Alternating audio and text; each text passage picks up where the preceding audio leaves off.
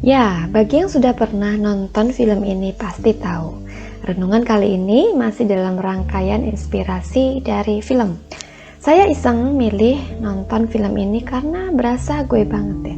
Terus habis nonton episode pertama, kisahnya membuat penasaran.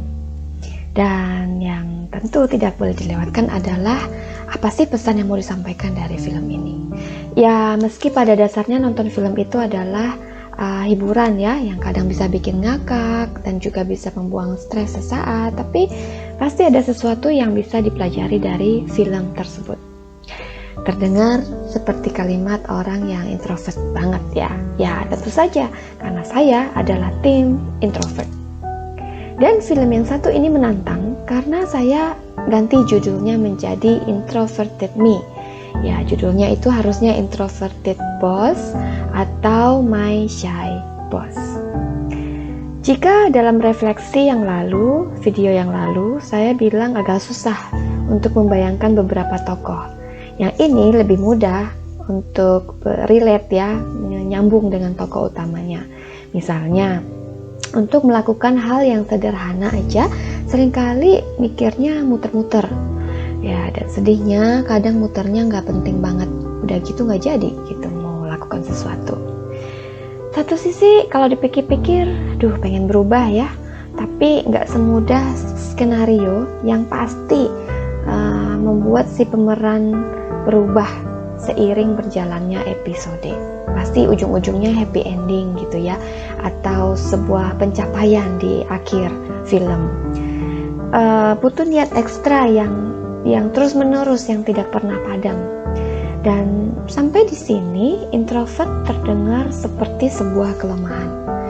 Tapi si bos dalam film ini yang tampak lemah, dia terus berjuang untuk berubah, dan itu memberi inspirasi menarik sebenarnya.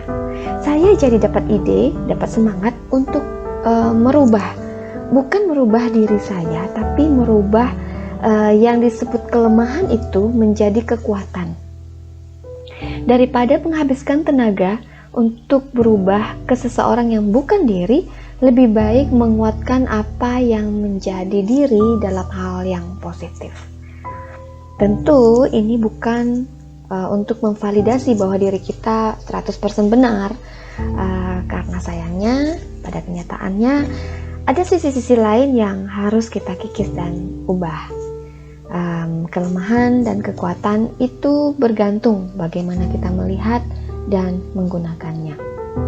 Jadi kalau mau dibilang introvert itu bukan totali pemalu, hanya butuh energi ekstra untuk ketemu banyak orang. Dan introvert bukannya tidak ingin cepat mengambil keputusan, dia hanya ingin berhati-hati. Introvert bukan anti banyak teman, hanya lebih menikmati kalau ada kualitas. Introvert bukannya suka mengkritik, tapi dia memang lebih peka, lebih sensitif, lebih observe apa yang terjadi di sekitarnya. Bukankah ini adalah nilai-nilai yang baik?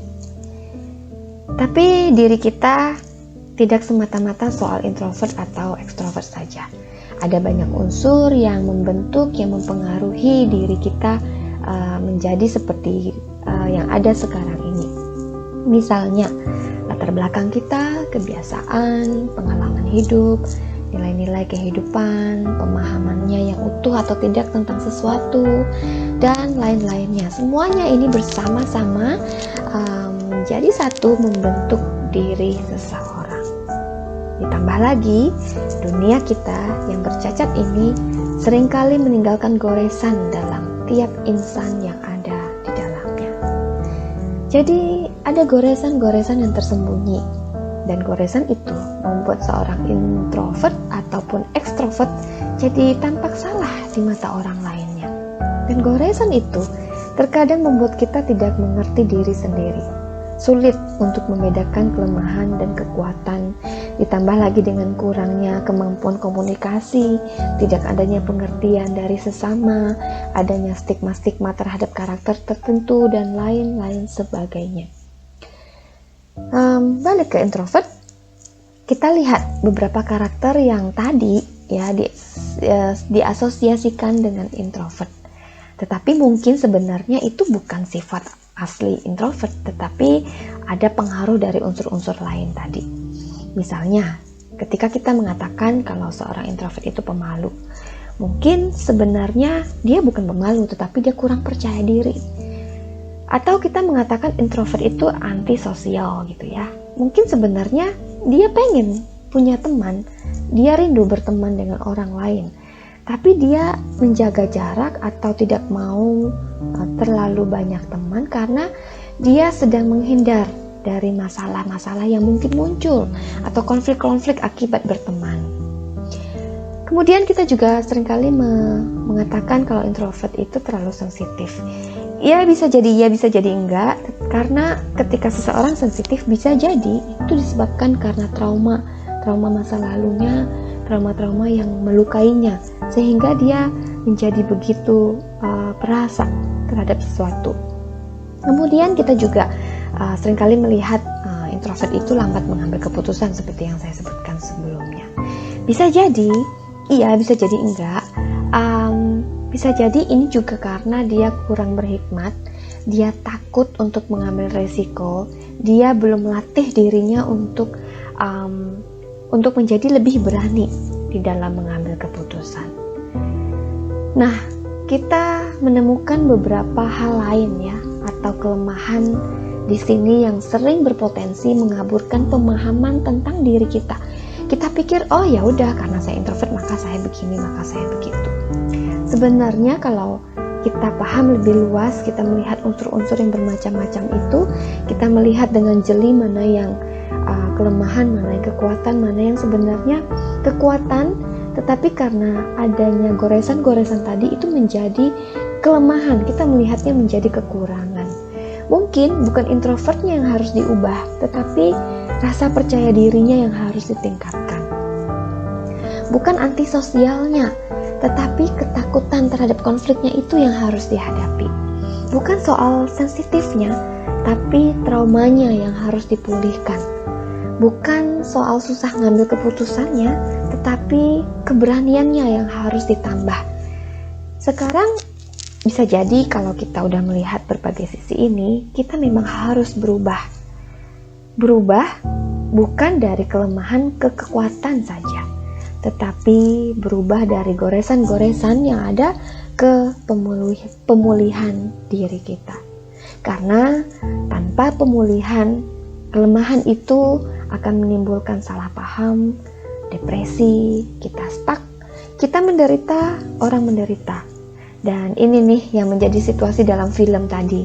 Ya, ketika di episode pertama ditampilkan ada satu orang yang melakukan sebuah perbuatan bodoh, dan kemudian sisa episodenya melihat semua orang merasakan dampak ya dari perbuatan satu orang di episode pertama itu tadi. Dan bahkan bukan cuma banyak orang, tetapi dalam jangka waktu yang panjang, yang bertahun-tahun, dan berdampak kepada banyak hal dalam kehidupan orang-orang tersebut.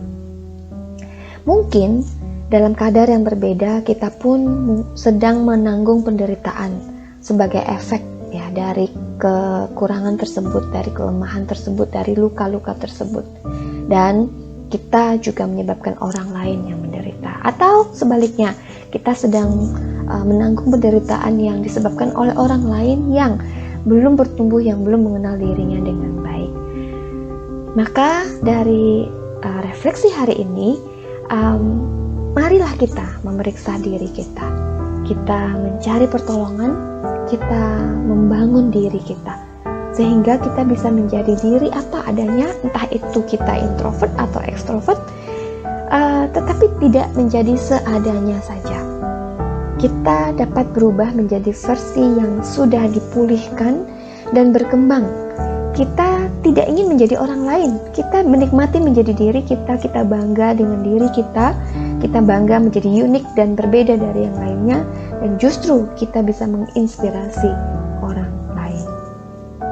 So, selamat berjuang bagi kita semua, siapapun kita dan apapun kondisi kita saat ini.